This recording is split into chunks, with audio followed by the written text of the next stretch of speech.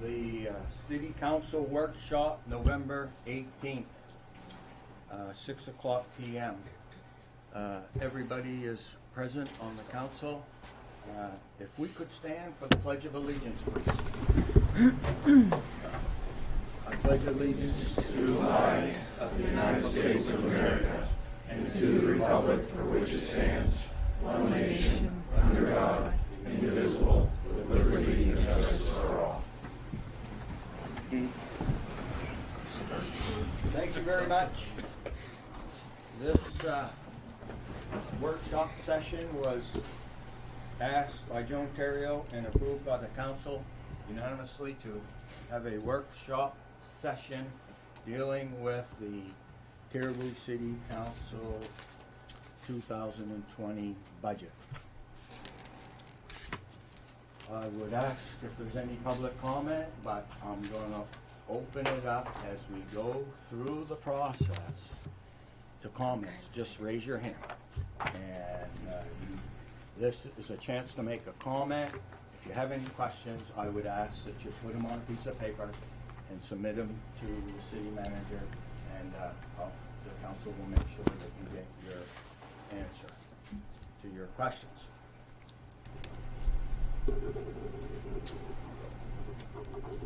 The council was presented at the last city council meeting a budget, and it represents a little more spending, a little more income, a little bit of everything. A little uncertain of how the procedure should follow procedurally. So I guess I'm going to ask, does anybody have any questions on the council dealing with just the numbers that were presented to us? How were the numbers derived? Not the philosophy of the numbers or the budget, but anything that was presented to us. Do you have any questions? I just had one question of Dennis, and one of them was the health insurance buyout. What is that? What does that entail? Which line are we looking at again, John? It said it saved, it's some of the employees took the health insurance buyout, which saved $22,000. What do you do? What does that entail?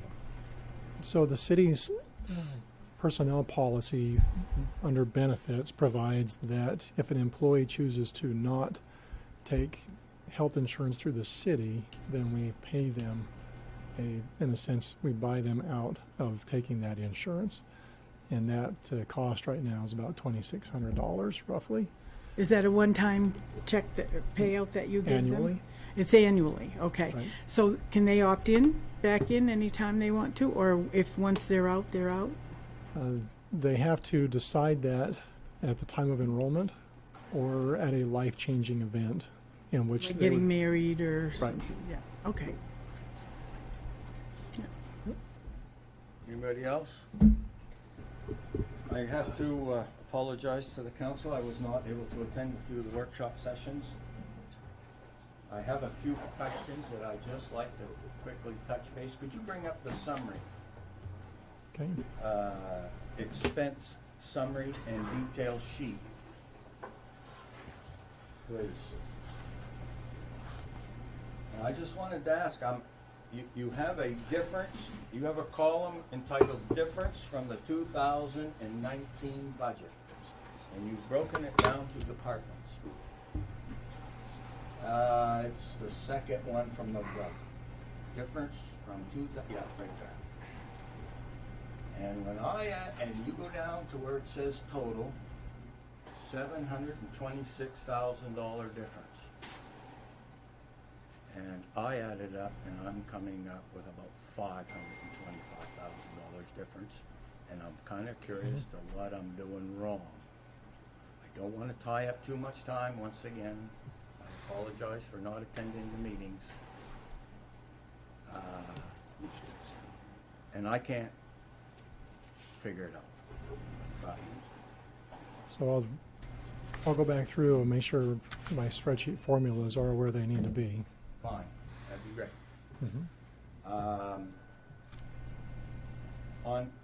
And I'll just, I have many, but I'll just, one more on number 38, I think it is, protection.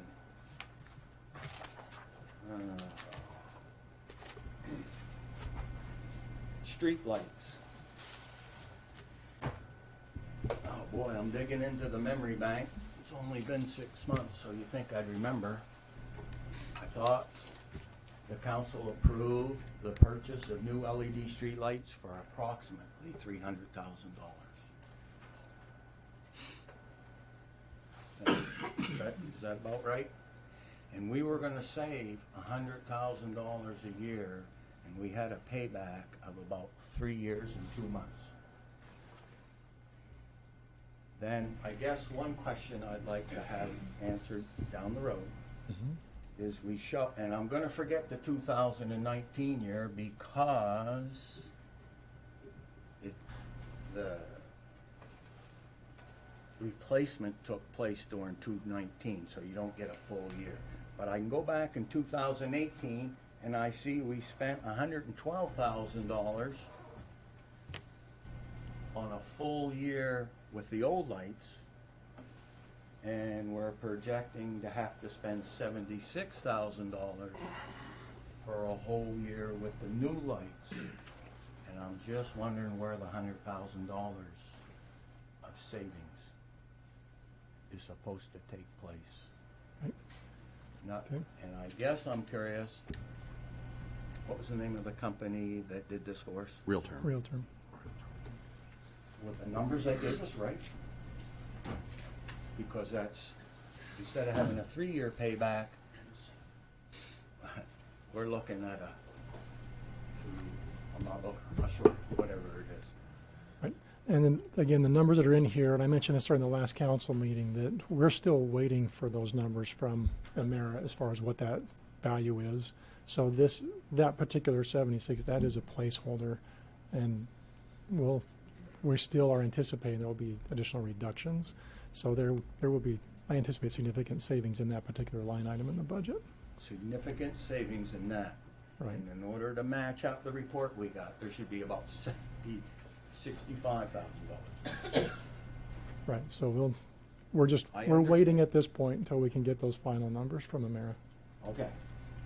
I have a few more. I'll present them to you in writing, and you can get them to me at your earliest convenience. Okay. Once again, I apologize, I wasn't able to attend those meetings.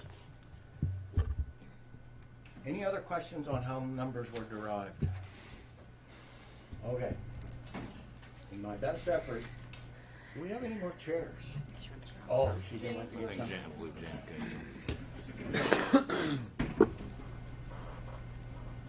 I'll just keep going here. Excuse me.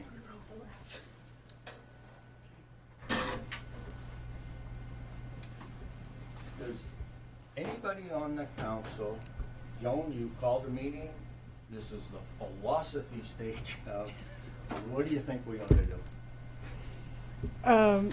Okay, so you're looking for suggestions. I went down through, kind of looked at some stuff in here. Is that, I guess I'm looking for a philosophy. Do you want to take it line item by line item?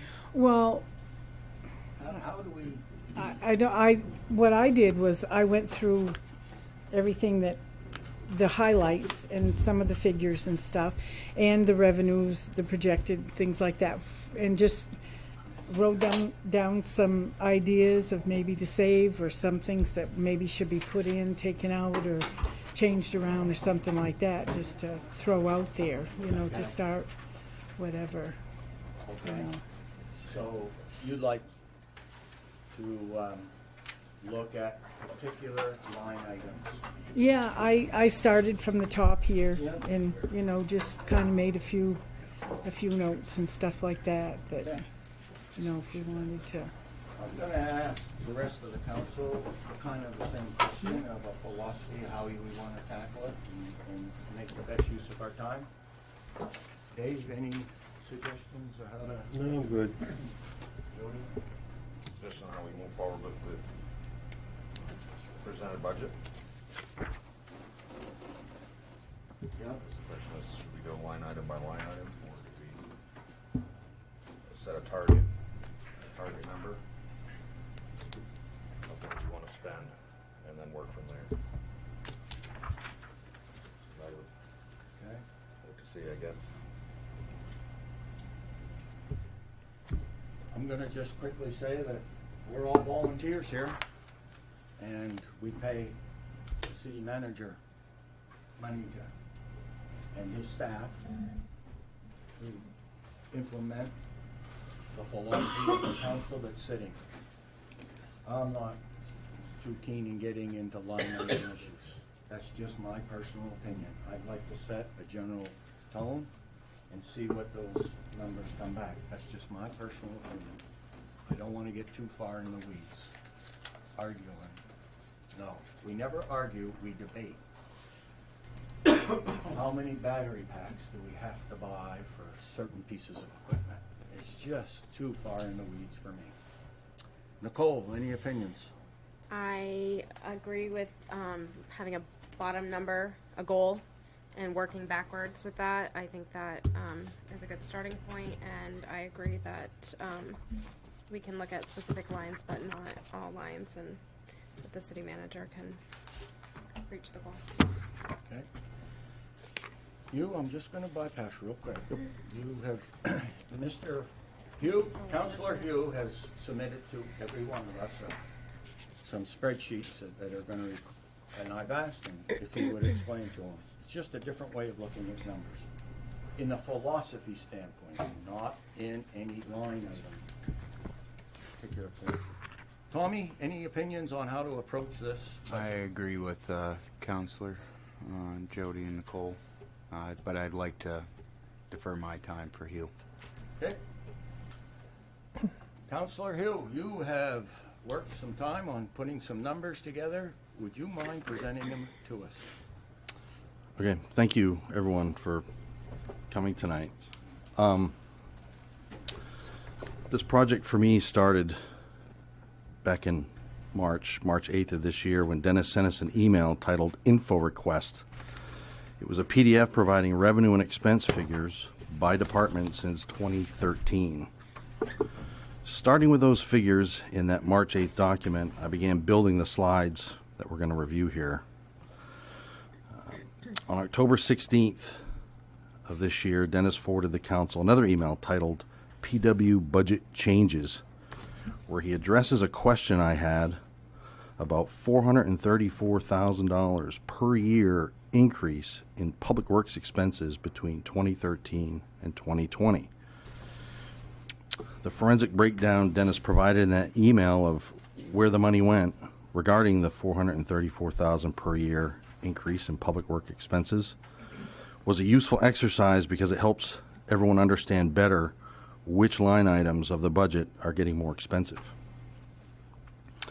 But the discussion should also include all components which comprise the net cost to the taxpayer, not just expenses. If you could pull up the first slide.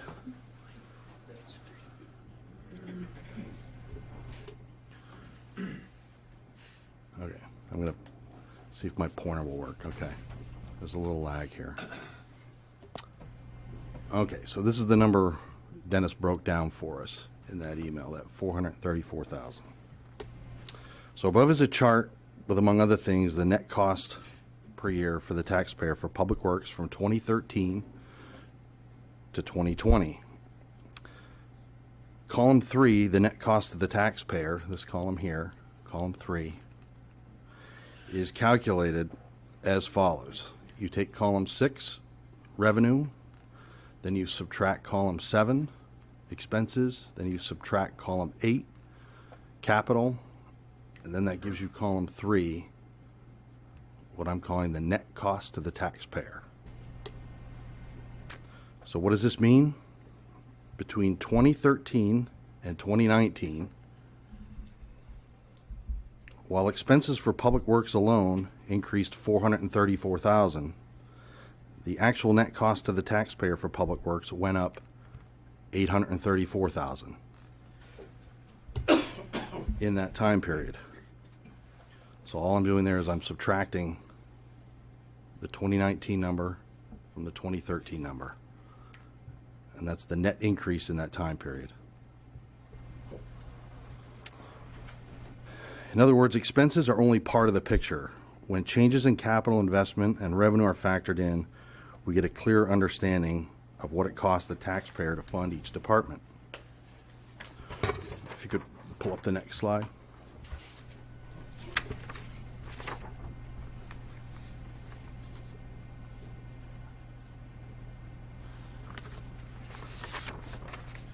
So above is the chart of the net cost per year to the taxpayer for police between 2013 and 2020.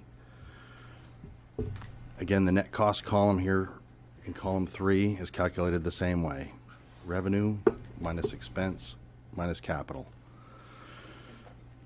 So again, between 2013 and 2019, while the expenses alone increased $561,000, the actual net cost to the taxpayer went up $514. So it actually went up less because, as you can see, revenues increased for a percent change of 45% in that time period. Okay, go to the next slide.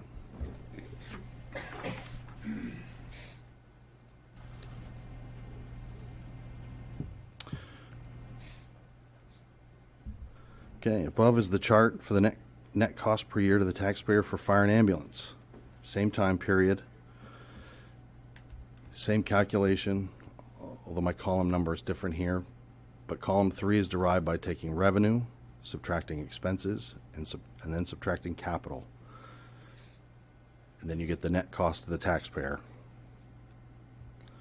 So between 2013 and 2019, while expenses for fire and ambulance alone increased $276,000, the actual net cost to the taxpayer went up $880,000 for a percent change of 342%. Any questions?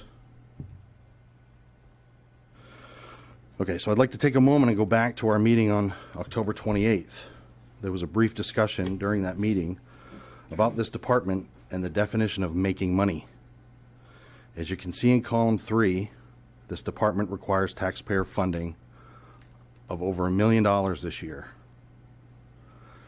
And based on this research, I went back all the way to 1993, and this department has always required taxpayer funding. In other words, column 3 is never finished in the black.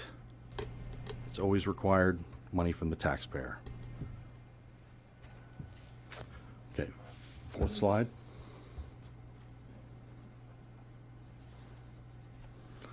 Okay, this one we have a little more information on.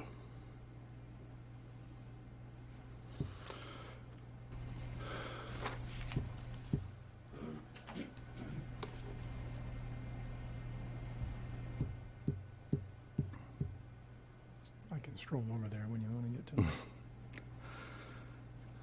Okay. So above is the net cost per year to the taxpayer for all 3 departments added together from 2013 to 2019. So between 2013 and 2019, while the expenses for all 3 departments added together increased $1,271,000, the net cost to the taxpayer went up $2,228,000, or an overall percent increase of 74%, sorry. Okay, we're going to look at column 11 here for a moment. Column 11 is the consumer price index, or inflation, for each previous year. So this first year is 2013. That 1.7% is actually for the previous year, 2012. And this 1.4% showing in row for 2014 is for 2013. So it lags by 1 year. The Consumer Price Index is a measure which examines the weighted average of prices of baskets of consumer goods and services such as transportation, food, and medical care. It's calculated by taking the price changes for each item in a predetermined basket of goods and averaging them. Okay. In other words, it's a measure of how much more expensive the things we buy get over time. Government entities purchase many of the same goods and services in the predetermined basket. So if we look at column 12, the numbers in column 12 are a quotient which compares the budget changes to the consumer price index. It's calculated by taking that percentage over here, that 74%, and dividing it by the sum of all these percentages. Okay? So you're adding up how much inflation increased and then dividing it into the percent change over that 7-year period. And that gives you this number here, 7. So what does that mean? Between 2013 and 2019, the net cost to the taxpayer for these 3 departments grew at a rate 7 times faster than inflation. Okay, let's go back over here to column 4. Column 4, what I'm calling percent of general government revenue, is a quotient which compares the net cost to the taxpayer, column 3, to the ability of the city to finance operations, column 5, general government revenue. So this is the line item that we all see in the budgets. That's basically the valuation, the mill rate applied to the valuation plus other taxes, right? The personal property taxes. But it's the easiest way the city has to finance operations. The revenues that the departments bring in over here, and not just these 3, but all departments, that revenue is much harder to get. They have to work much harder to get that. This one's easier. You just change the mill rate, okay? So when you divide the net cost to the taxpayer by general government revenue, you get this percentage, which I'm calling the actual net cost of the taxpayer of all 3 departments added together, monopolizing in 2013 51% or half of the city's ability to finance operations. Then if you look down to 2019, the actual net cost of the taxpayer for all 3 departments added together monopolized 75%, or 3/4 of the ability of the city to finance operations. And this comes at a time coinciding with the ability of the city to finance operations increasing by over $1 million.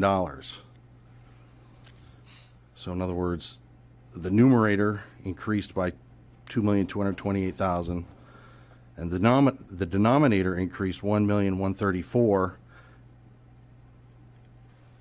and the percentage still went from half to 3/4. Okay. Now, if we were to analyze all other city departments using the same methodology, which I'm not advocating, I think we'd learn the following. All other city departments, if they haven't been eliminated or already otherwise on life support, have had to become more efficient, i.e. accomplish their mission with less resources. Also, all other city departments have had to figure out ways to raise revenue to help support these 3 departments. In closing, regardless if previous councils, managers, or departments were either oblivious to these unsustainable financial trends, or if they were complicit in creating them, we all know about them now. The manager and department heads have a lot of work to do. Thank you. Thanks, you.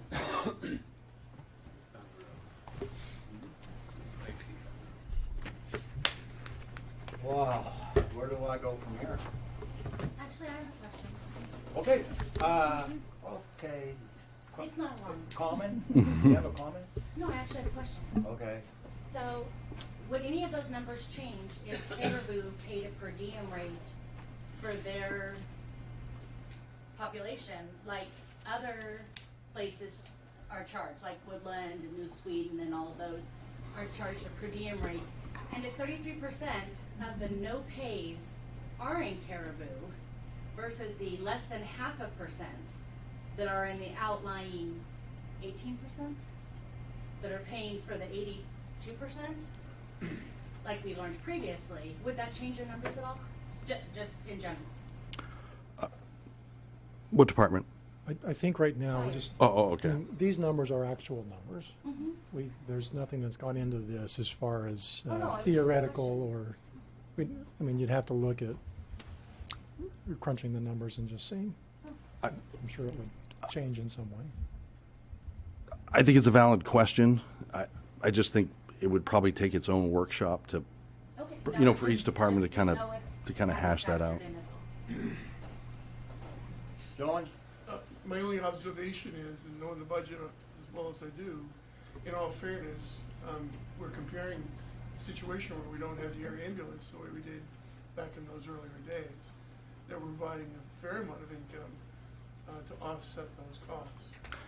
And I mean, I realize, you know, you've got annual costs for police and public works and fire, but also air ambulance was a big portion of some of that income that was coming into offset those costs. I'm just making that observation. To not bring that into this conversation is unfair, I think. Go ahead. See this, I mean, I'll just make an attempt to address that kind of from a blanket standpoint. I think the nuts and bolts of the numbers of why they are the way they are, I think is immaterial. It's just we're looking at how each year ended, other than 2019, how we think it's going to end here in a month. I think all the nuts and bolts of each of those years, whatever they are, I think is really immaterial. and when I'm going back in the memory bank, found out about the air ambulance closing down, we were told between the no pays and we would now be able to take them by ambulance to Bangor instead of the airplane, and the contractual allowance and everything, it was gonna be kind of like a wash. We weren't losing any, is what we were told. Sir? I just wanted to mention that the air ambulance, I believe, is an LLC, so it's owned by a private person. Although Caribou Fire would have received funds from transporting those anti-occupational patient from the hospital to the aircraft. Well, in the instances that the air ambulance is not here, i.e. life flight or fixed wing or rotor, we are still, as a Caribou Fire ambulance, they're still transporting the patient from the hospital to life flight. It's just that, you know, I don't know if we got any money from Fresh Air. I don't know if they paid us. That's just putting it out there. The fire department upcharged whatever Fresh Air was charging. That's how it worked. Did they I get guess paid? they were on board the aircraft, but in Okay. the sense of life flight, they have their own. This is where we can go But foul. that's, I just want to put it If out we there. get too deep in the weeds, that's why I don't like to look at line up. These are actual numbers, Dennis brought it up, these are actual numbers that we're dealing with. This is accurate, actual history of where money has gone. And from my farm point, doesn't matter where it goes, I gotta figure out how to make it work. Oh, thank you. So, okay, any other questions out there before we move on? I don't know where we're moving to, but, okay, Dave? I'd like some clarification. If we had a standalone fire department, Mr. Susi, what would it cost? Committee, when we did the committee reports, back in 2012, it would be $1 million a year. For a standalone fire department? Plus, yeah, about $1 million, it's like $1.2 million. Okay, now, what was Prescal paying to TAMIC or whatever it was for ambulance service? Because they didn't have their own. They were gonna charge us a per capita rate here. Of, It was gonna be $13, $14 per capita. for ambulance service. Plus, they wanted a building. Plus they wanted a building. to house. You wanted us to provide a building? So we're getting fire protection and ambulance coverage for $1.1 million. And if we did not do ambulance, it would cost us, what, $1.4 million? Personnel and building costs. So that's just my view on that. Oh, okay, can you bring the fire and ambulance slide back up? Okay, so let me make sure I understand. So this year, it's okay that it cost $1 million. 2 meetings ago, it was okay that it cost $700,000. And 7 years ago, it was okay that it only cost us. So it's getting more and more expensive, but no matter how expensive it gets, we're okay? We're okay with it? Well, we need fire protection and we need ambulance service. And If we were to not do ambulance and have a full fire, it would cost us more than what's listed there for 219. That's all I'm saying. Whether it could be cheaper or whatever, it's still a better deal than not having it. I, for one, am not going to agree that it would cost us $1 million to have just a fire department. I'm not. I don't think that's fact.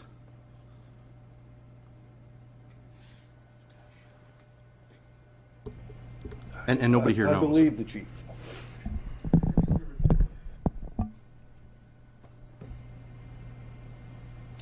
A study was done back then, excuse me. Go ahead, Joan. 1 second, Doug. Go ahead, Joan. A study was done back in 2012. I don't remember what the final figures were, but we did a study, ambulance versus fire department alone. What year was that? 2012, I think, 2013, 2012, 2013. And I guess, I'm only gonna say, Joan, back in 2012, if we were still at $257,000 cost, we wouldn't be talking right now. But we're up at Right. $1,100,000. Right. So the study might have run its course, and there's In- different in- dynamics now. Oh, yeah, you're right. Of course, the Okay. fire trucks So are I more just wanna- expensive and everything, yeah. There was a But- study done. But there was, yeah. And at the time, what I wanted to add, at the time, when we did the study, we found that it was not cost productive to privatize or go with another town or whatever. It was still more advantageous to have our own incurable at that time. $258,000. Right, exactly, yeah. I couldn't agree more Yeah. with that. I really couldn't. Yeah, no, that's what it was, yeah. Doug? I was gonna ask Scott, was that based on their bid package and turned into the city? Yeah. Your pricing? That was the committees. Where are you? I couldn't see it. I'm right Oh. here. That was the committees. Yeah, They- so the committees, did the committees get the bid package? Did you base your, I didn't do anything with Okay, it. That was okay. separate. The okay, I committee- just, that's Yeah, it, yeah, just yeah, wanna no, clarify The what, committee did all that. I didn't have. because it would, anything to do with okay, that's all I had. Good pie has a lot of ingredients. All the ingredients have got to be good. There's nothing here on these charts that some more revenue wouldn't help. I mean, it would really help it. We're having a loss of revenue also that is causing this pie not to come out, to make this story look the way it looks. So we have to remember, I don't think we're gonna cut our way to solving this problem, but we can't spend our way to solving this problem. So there's gotta be, we have to look at these numbers and see what they say and see what the trends are and try to hopefully come up with some kind of solution to help with our tax burden in here to those of us that are still here, is my goal.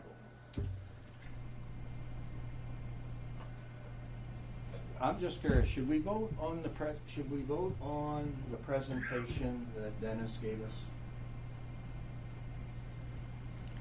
Last council meeting? Yes. No, we can't vote, but consent, I mean, are we gonna, I mean, where's our starting point here? I'm in favor of just giving direction to the city manager and look at a budget with a certain goal in mind. How you achieve it, I have to let the management decide how to do it. So we need to basically set a target number, or give a goal. We have to be careful how we do this. I remember last year the council and I agreed with it at first that we would only raise it 3% on the expense side. But as Doug Huey's numbers show, you have to look at more than just the expenses. To raise expenses 3% and say, well, there, we've done a good job. Not if your income is going down 7%. Not if you have less customers. Not if you don't get reimbursed. If an ambulance goes for a run and it costs us $1 and we're only getting 60 cents from the state of Maine, you gotta say, how can we run it for 60 cents? In my opinion. Or do less runs.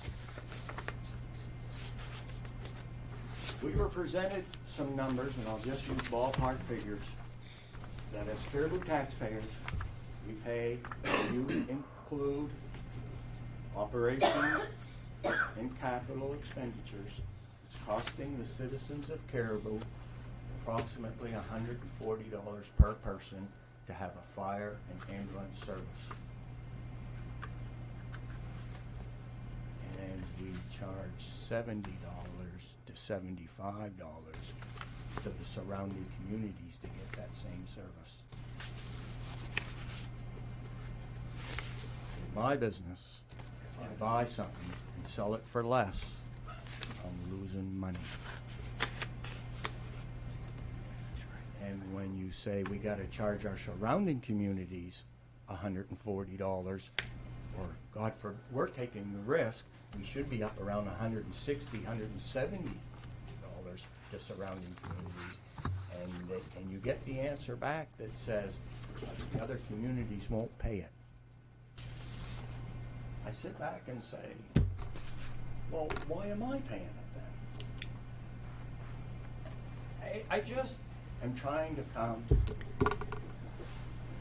I know I bring a private sector mentality to this, but that's why I ran.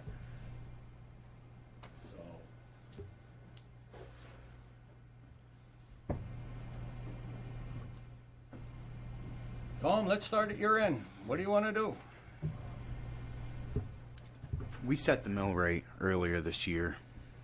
I looked at most people in this room and department heads and Mr. Marker. I stated that in the private sector, companies in Aroostook County have had to learn to do more with less to survive in this world. Now, we've got people screaming, taxes are too high. We've got people leaving town. And I don't think anybody can argue with that. Fact of the matter is, folks, if you've been listening to this for the past year, the years and years and years it's been going on, why haven't we done anything about it? It needs to be done. Plain and simple. I wish I could have bought a $80,000, $90,000 tractor for the farm I'm trying to buy. Can't afford it. Doesn't mean I'm going to go out there and buy it and hope and pray that somebody buys more carrots. Because guess what? It ain't going to happen. I have to work within my means. That's what needs to be done. And in my opinion, you got to go back and crunch your numbers. And I don't think it's fair to the other departments in this town to have to foot the bill for this. There are great people in this town, and there are great department heads, and you guys all work very hard. You really do. From plowing snow to making sure everybody's safe, to putting out fires, to grooming trails, to making sure everybody's got a library book. The fact of the matter is, we got to get this under control. In my opinion, you look at 2018's those numbers, and that's what you use. Or 2019's, excuse me. And that's what you use. Till we can figure this out, in my opinion, that's the best course of action. You. I'm just going to expand on what Tommy said.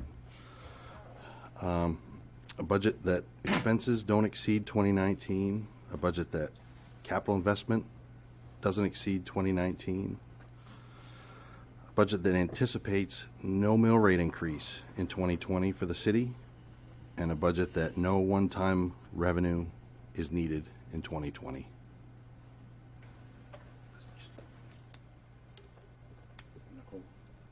So I don't work private sector, but I work for the government, and we do our, 4 years ago I was told what my budget was going to be for this year, and it doesn't change, and I don't have an opportunity to renegotiate that. So I start with the bottom number and work my way backwards.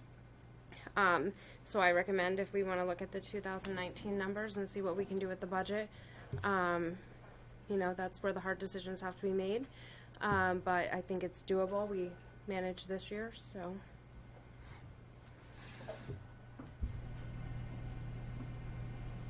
The audit and the summary that came with it had the following comment. I'm going back in the memory bank. 4 points of view. Point number 1, which is a positive, we have less debt in this city than we did a year ago. Point number 2, we spent more money than we thought we were going to spend. That's not so good. Point number 3, we took in less money than we thought we were going to take in. Point number 4, the town is worth less than it was a year ago. 3 out of 4 points are what I will use the word on the negative side of good financial. I don't know what the answer is to change it. I would be very much in favor of having the management team put together a budget using the 2019 numbers and see what it looks like. Jody?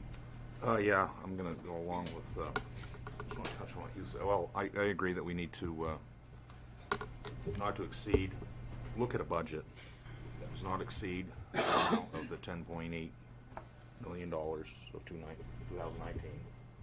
Is that the amount? That's like the total expenses, or whatever. Was it? That was the total expense budget. Yeah. Okay, that does not exceed the 2019. I won't get into the numbers. We'll let the management bring us back that for us to look at. As Hugh mentioned, though, you said with no anticipated mill increase, could they still come back with could we still come back with a number and there still could be a mill increase?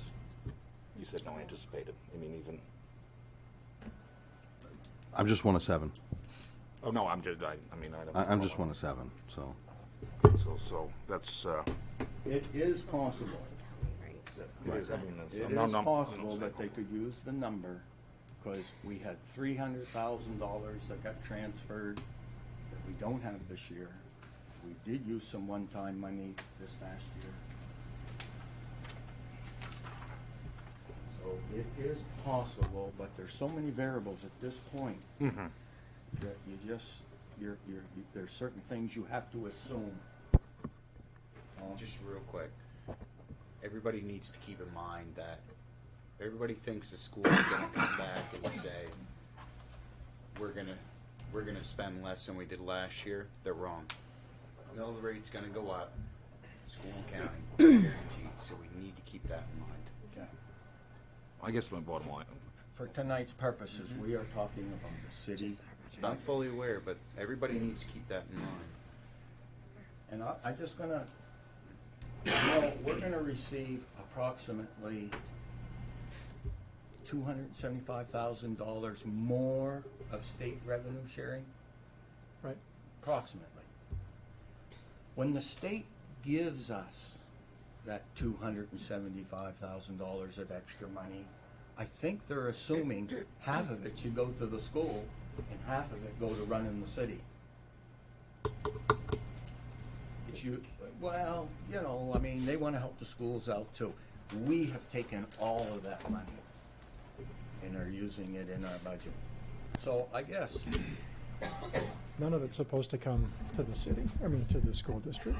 That amount that we get is the city's amount. okay, that's a difference of belief. Okay, Well, I want one more thing. Yep. So develop a budget that does not exceed the 2019 budget with no one-time money in it. okay. That's all I'm saying. Clarify, make it simple. Dave?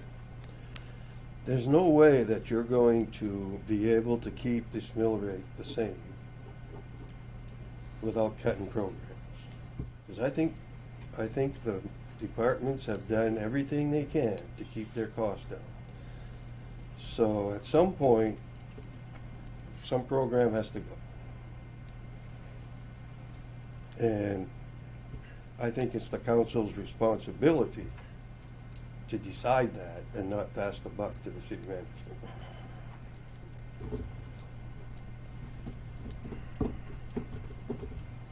Joan?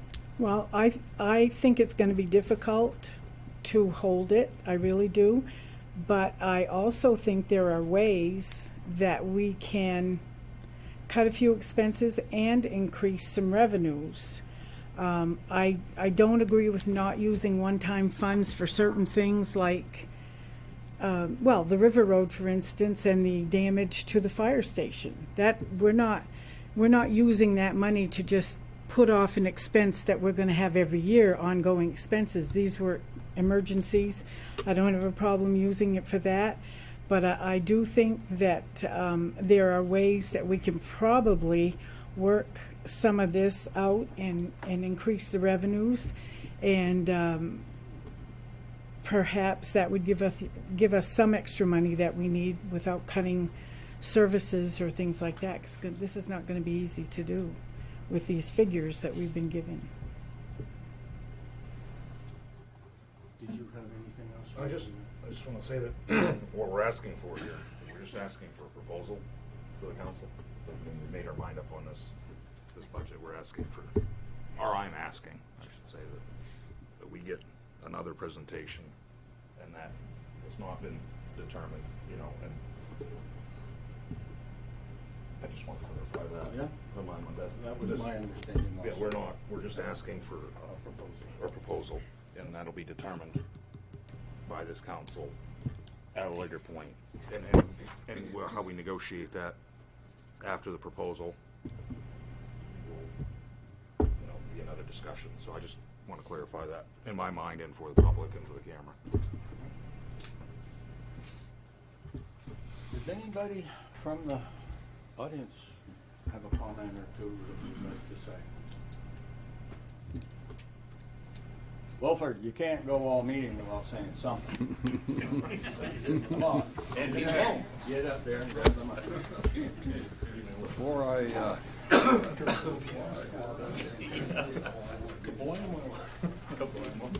Okay, give them all right to Tom.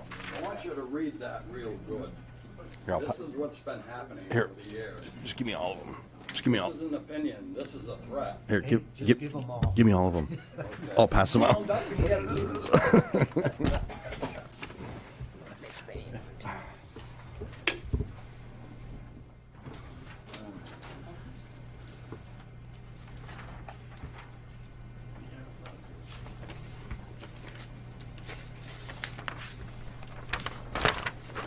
If there's an extra one, if you'll pass it back this way for the clerk for the minutes.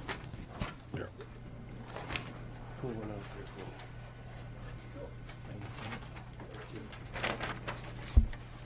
After you read that, I want every one of you to sign it and say that you did those things.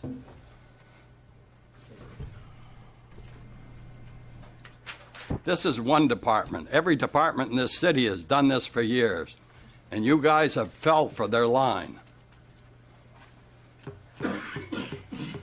I'm 84 years old. I quit working at 82. Run a business all my life. If I had done it the city's way, I'd have been more prosperous because I would have let the people that work for me run my business for me. And that's what you've done right along. That's why our taxes are out of whack.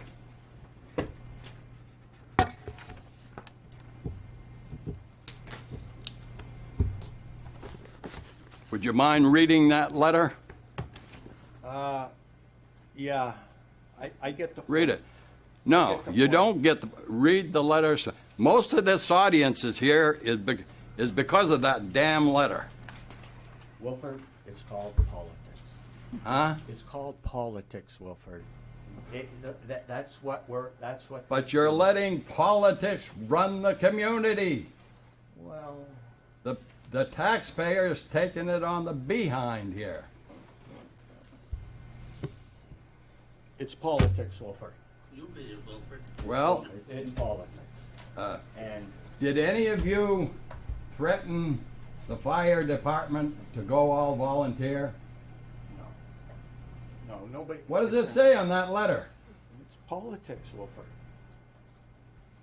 They're playing the game. Yeah.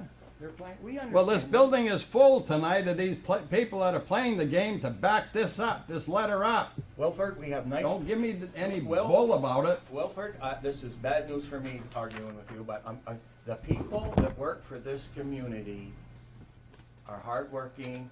They do their jobs. They do them professionally to the best of their ability, and I'm happy with it. What we're arguing about here is the structure of the government, not the individual people that work within it. That's just, I want to make this clear. This isn't us against any employee or manager. It's about politics. Now, that's how it's done. I don't know how to explain this. It's just garbage. I get it. But I'm not gonna, don't dwell on this. Let's dwell on solutions. Well, that's what I say too, but use some common sense here, okay?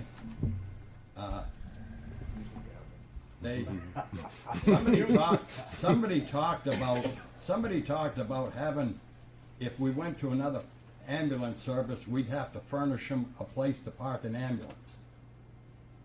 We're already parking 5 or 6 ambulances, aren't we? So it wouldn't be hard to park an ambulance if we contracted out with somebody else. Right? Right. That letter says it all. And that was written by one of your probably by one of your hard-working citizens, workers in the city. Okay? That should not be tolerated. Thank you, Wilford. I wanna make sure everyone understands, and I think we all do, this city council only has one employee. That's that gentleman right there, who happens to be Dennis Marker, who happens to be our city manager. What other people do, how they act with the community, we have no say over that. You know, this is disgusting, but I can't do anything about it, other than tell Dennis I thought this is uncalled for. That's what I'll say. Dennis has to do what you tell him, what you people tell him. And That's yeah, Dennis's job, I get it. okay? I get it. I get it. Okay, anybody else? Yes. I'd like to compliment Mr. Kirkpatrick on his presentation. Thank you. Best thing I've ever Me seen too. in this room. Thank you. And a good job. Anybody else? Once, twice? Yes, Wilford? A different subject. Go ahead. Your insurance buyout that you talked about. What type of people that are working for the city want the buyout, and how near retirement are they? We will, these are questions that you just can't pull out of the top of your head. I'll just simply say, it's a wide variety.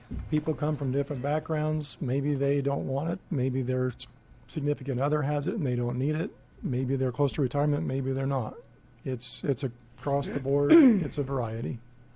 Well, why should we be, no. It saves us money. It depends a lot on how old they are and how close to retirement they are. Well, it's not a, $22,000 buyout?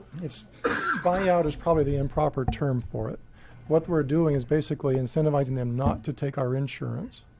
Yes, but you're talking about. But in doing that, it saves us several thousand. buyout? No. The cost, for instance, for somebody to be on a family plan is about $25,000. The employees that are willing to not take that or any insurance, we pay them $2,500. So it saves the city significant amount of money if they don't want the insurance.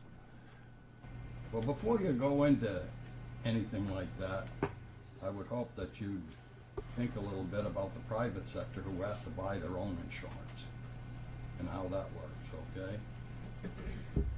And we have to provide insurance Let's have too. a workshop on that insurance.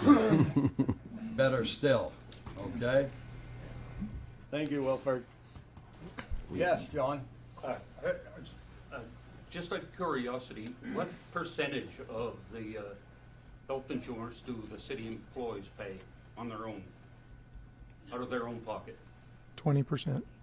20%?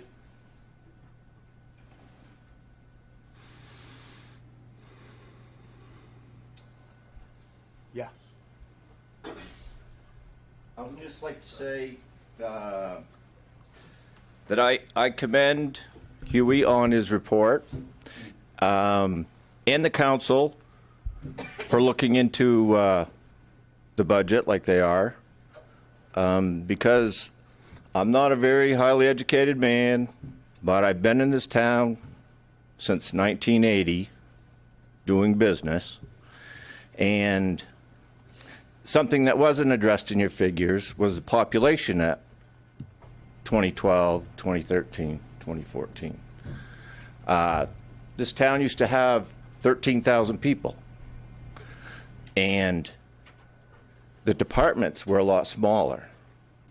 The public works, the fire and ambulance, the rec department, they were all smaller. Since then, every business that has managed to stay in this community has done what Tom said, a lot more with a lot less. And they just stayed here because they love this community. They did not do it for any other reason. And every department has increasingly got larger and larger and larger. So, as a layman looking at the whole picture, I mean, I've been in business all my life. I feel like Mr. Martin, you know, we've had to dig deep, scratch. The money's not there, the money's not there. Doesn't mean we cut anything. You know, if we plow snow for a living and we're not making money, we find a way to plow snow cheaper. You know, we don't eliminate what we do. And with the population being almost half of what it used to be, and the departments, to me, 2 to 3 times size that they were, it just doesn't add up. So I'm very happy that someone is addressing the trends. And I understand just nuts and bolts. There's laws and regulations everybody has to go by to operate their departments. But there needs to be some creative, outside-the-box thinking to supply the taxpayers of this community with the service they're entitled to and not keep charging more money. It's time. Thank you. Thank you, Brian. Anybody else would like to speak, comment? Okay. Chair will entertain a motion. I, Wait a minute, we can't vote. Okay. So we're gonna do a Dave Martin consensus type vote.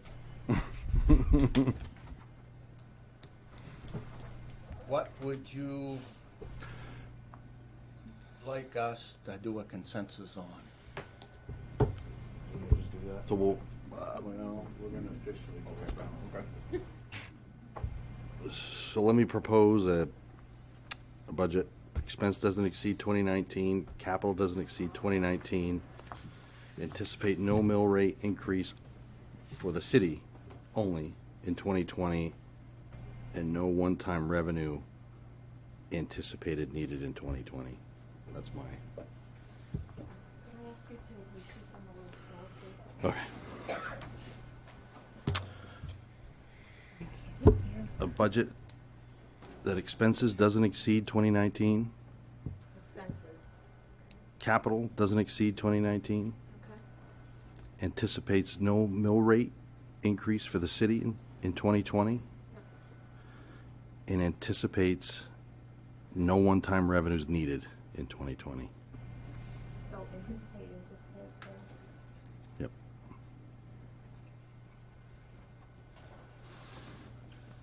Colin, would you like to see a budget like that? Yep. Nicole? I would. Jody? Yes. Dave? Nope. Joan? I'd like to see it. Don't know if it's possible, but we can start there. Okay. Go from there.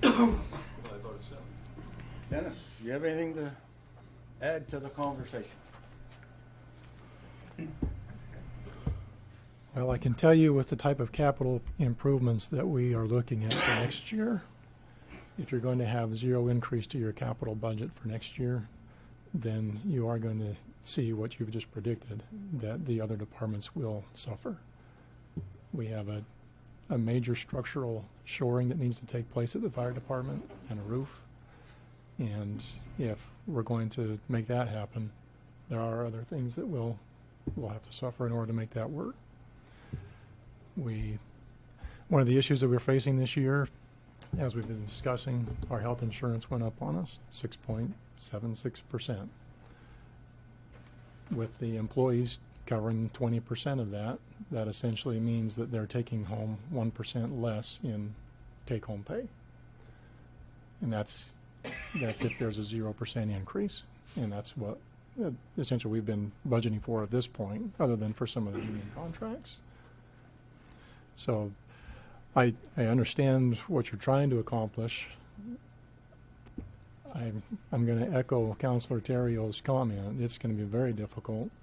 I will bring back to you what I think we're going to have to kick the can down the road and how far, and with items, and basically we'll give you the list and see what we can figure out.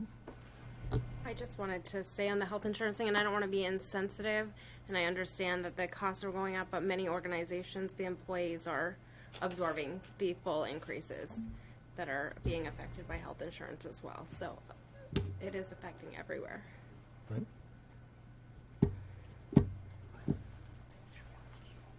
Well, What is the, what's my question? You can bring it back to us.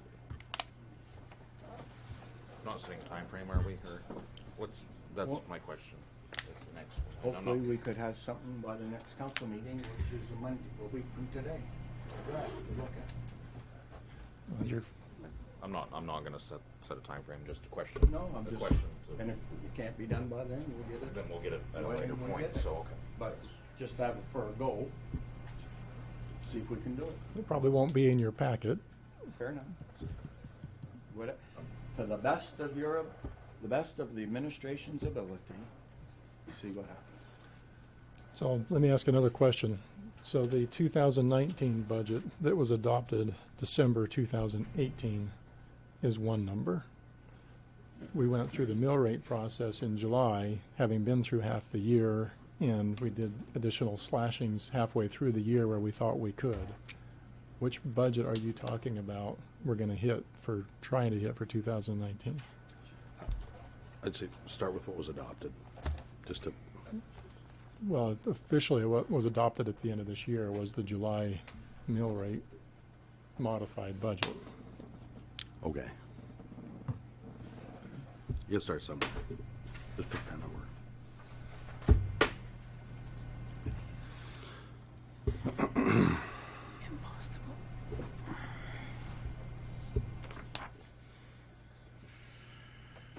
There is certainly room in the budget, as was mentioned. You're gonna see almost $270,000 of additional revenue sharing coming back from the state. With the modifications in the reimbursement rates with the fire department that were adopted this last year, you're gonna see probably another $240,000 of revenue coming back for that. So that helps with the cushion. It helps us be able to look at that mill rate and try to keep it down as much as we can. I too am fearful with the capital expenditures we have.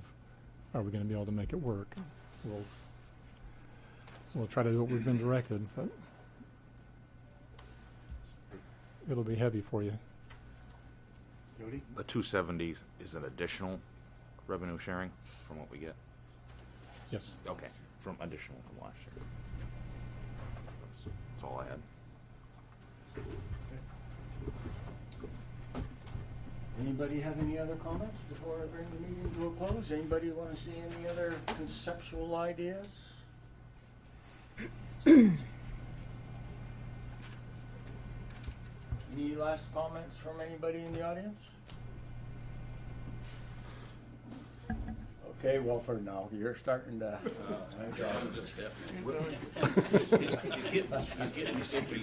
Well, I want to thank you. Oh, do I need a? You haven't got enough hours. I don't need a motion to adjourn? Yeah. Oh, you do? Second. Moved by Jody and second by who to adjourn? Any comments? Any problems? All those in favor? Motion carries. Thank you very much for coming.